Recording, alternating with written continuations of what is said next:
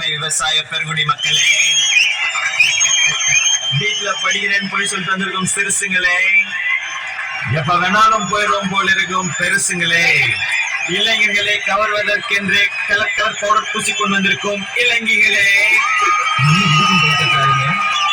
மற்றும் மீசைக்காரர்களே, அனைவரையும் வருக வருக என்று வரவேற்பது எங்களுடைய வருத்தப்படாத வாலிபர் சங்கம். என்ன 18 பட்டி வந்தாச்சாப்பா?